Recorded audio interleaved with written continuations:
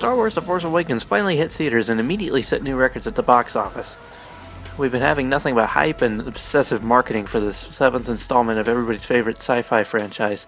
I've been following the process myself ever since the first trailer, and now it's time for me to give my 2 cents on the final film.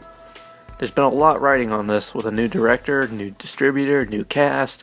The big question everybody wants to know is this: has the Force actually awakened?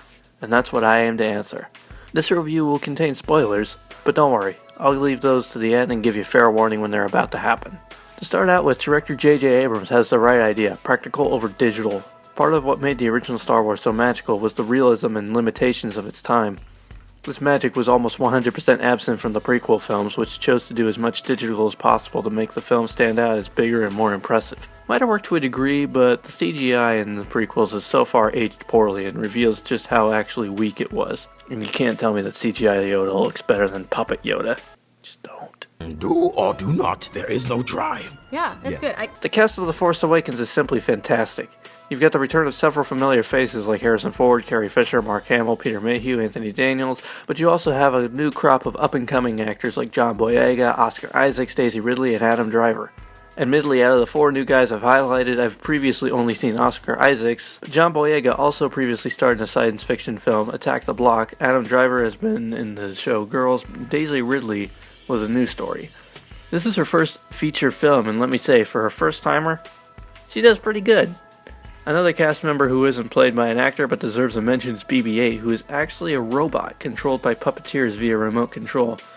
I'm still baffled by how this droid actually exists in real life.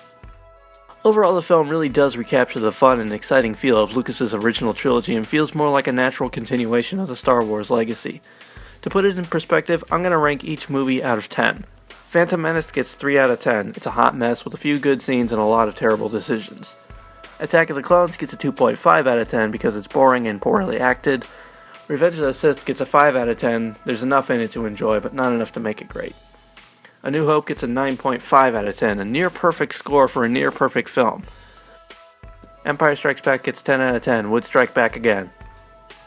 Return of the Jedi gets a 7.5 out of 10. Could have been better, but not a bad movie by any means. Finally, The Force Awakens gets an 8 out of 10 for me. Why did I give it such a high score? I admit, it feels a little wrong to rank it even 0.5 out of 10 higher than one of the originals, but when I asked myself which film I'd choose to watch if I could only pick between the two, I'd pick this one. So far this review has told you how the production and the cast are great, but there hasn't been anything really about the plot. And now we move on into the spoiler room. Be warned, if you haven't seen the film, I recommend you turn off the video now and come back when you have. Unless you're one of those people who don't care, in which case, how dare you.